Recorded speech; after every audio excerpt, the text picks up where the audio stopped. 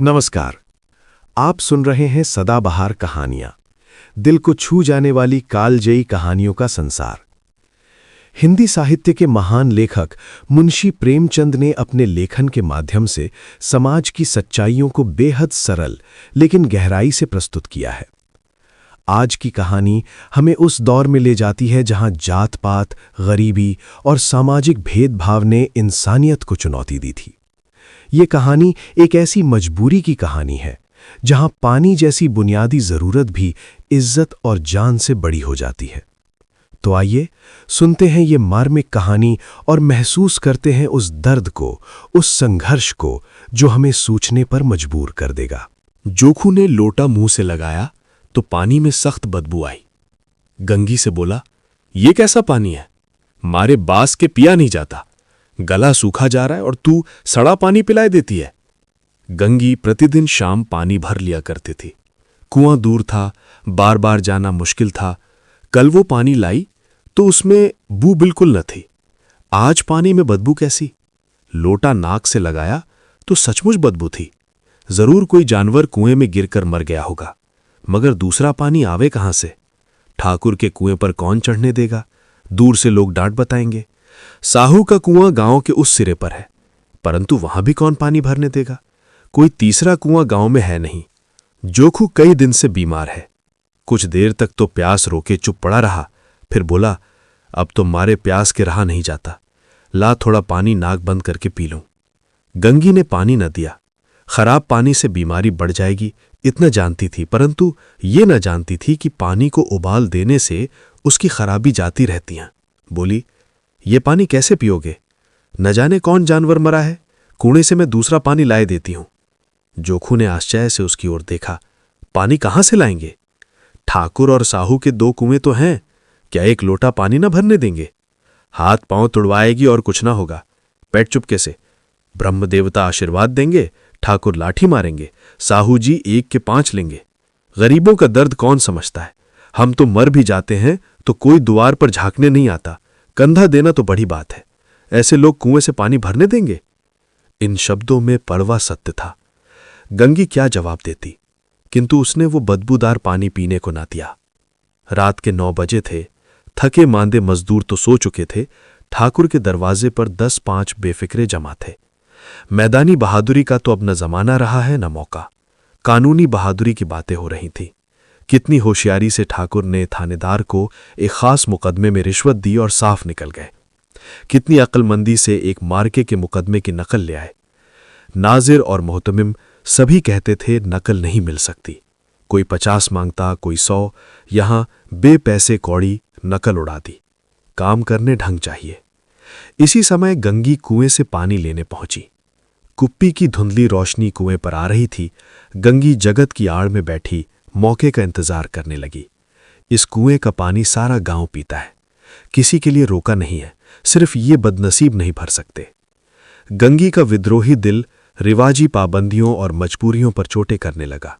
हम क्यों नीच हैं और ये लोग क्यों ऊंच हैं? इसलिए कि ये लोग गले में तागा डाल लेते हैं। यहां तो जितने हैं एक से एक छठे हैं। चोरी ये करें, जाल फरेब ये करें, झूठे मुकदमे ये करें। अभी इस ठाकुर ने तो उस दिन बेचारे गडरिये की भेड़ चुरा ली थी और बाद में मारकर खा गया। इन्हीं पंडित के घर में तो 12 मास जुआ होता है। यही साहू जी तो घी में तेल मिलाकर बेचते हैं। काम करा लेते हैं, मजूरी देते नानी मरती है। किस किस बात में हमसे ऊंचे हैं?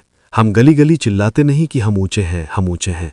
कभी गांव में आ जाती हूं तो रस भरी आंख से देखने लगते हैं, जैसे सबकी छाती पर सांप लौटने लगता है। परंतु घमंड ये है कि हम ऊंचे हैं। कुएं पर किसी के आने की आहट हुई। गंगी की छाती धक धक करने लगी। कहीं देख लें तो गजब हो जाए, एक लात भी तो नीचे न पड़े। उसने घड़ा और रस्सी उठा ली और झुककर चलती हुई एक वृक्ष के अंधेरे साये में जा खड़ी हुई। कब इन लोगों को दया आती है किसी पर? बेचारे महंगू को इतना मारा कि महीनों लहू थूकता रहा, इसीलिए तो कि उसने बेगार न दी थी। इस पर ये लोग ऊंचे बनते हैं। कुएं पर स्त्रियां पानी भरने आई थीं। इनमें बात हो रही थी। खाना खाने चलें और हुक्म हुआ कि ताज़ा पानी भर लाओ। घड़े के लिए पैसे नहीं है।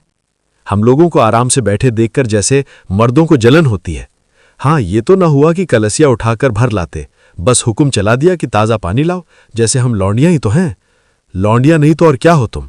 रोटी कपड़ा नहीं पाती, 10-5 रुपए भी छीन झपट कर ले ही लेती हो। और लौंडियां कैसी होती हैं? मत लजाओ दीदी, छिन भर आराम करने को जी तरस कर रह जाता है। इतना काम किसी दूसरे के घर कर देती तो इससे कहीं आराम से रहती। ऊपर से वो एहसान मानता। यहां काम करते करते मर जाओ पर किसी का मुंह ही सीधा नहीं होता। दोनों पानी भरकर चली गईं तो गंगी वृक्ष की छाया से निकली और कुएं की जगत के पास आई। बेफिक्रे चले गए थे। ठाकुर भी दरवाजा बंद कर अंदर आंगन में सोने जा रहे थे। गंगी ने क्षणिक सुख की सांस ली। किसी तरह मैदान तो साफ हुआ। अमृत चुरा लाने के लिए जो राजकुमार किसी जमाने में गया था, वो भी शायद इतनी सावधानी के साथ और समझबूझ कर न गया हो। गंगी दबे पांव कुएं की जगत पर चढ़ी। विजय का ऐसा अनुभव उसे पहले कभी न हुआ था। उसने रस्सी का फंदा घड़े में डाला, दाएं बाएं चौकन्नी दृष्टि से देखा, जैसे कोई सिपाही रात को शत्रु के किले में सुराख कर रहा हो।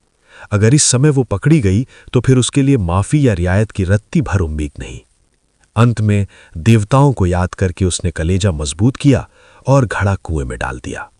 घड़े ने पानी में गोता लगाया, बहुत ही आहिस्ता, जरा भी आवाज न हुई।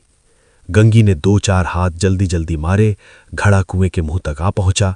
कोई बड़ा शहजोर पहलवान भी इतनी तेजी से ना खींच सकता था। गंगी झुकी कि घड़े को पकड़कर जगत पर रखे कि एकाएक ठाकुर साहब का दरवाजा खुल गया। शेर का मुंह इससे अधिक भयानक न होगा। गंगी के हाथ से रस्सी छूटी। रस्सी के साथ घड़ा धड़ाम से पानी में गिरा और कई क्षण तक पानी में हिलकोरे की आवाजें सुनाई देती रहीं। ठाकुर, कौन है, कौन है? पुकारते हुए कुएं की तरफ आ रहे थे और गंगी जगत से कूदकर भागी जा रही थी। घर पहुंचकर देखा कि जोखू लोटा मुंह से लगाए वही मैला गंदा पानी पी रहा है। तो ये थी एक मार्मिक कहानी जो हमें ये सोचने पर मजबूर करती है कि असली प्यास सिर्फ पानी की नहीं, बल्कि सम्मान, बराबरी और इंसानियत की भी होती है। समाज चाहे कितना भी बदल जाए, लेकिन जब तक हर इंसान को समान अधिकार और सम्मान नहीं मिलता, तब तक ऐसी कहानियां हमें आईना दिखाती रहेंगी। अगर आपको ये कहानी पसंद आई हो तो वीडियो को लाइक, शेयर और चैनल को सब्सक्राइब जरूर करें। मैं फिर मिलूंगा ऐसी ही एक और दिल को छू जाने वाली कहानी के साथ। तब तक सुनते रहिए सदाबहार कहानियां। धन्यवाद।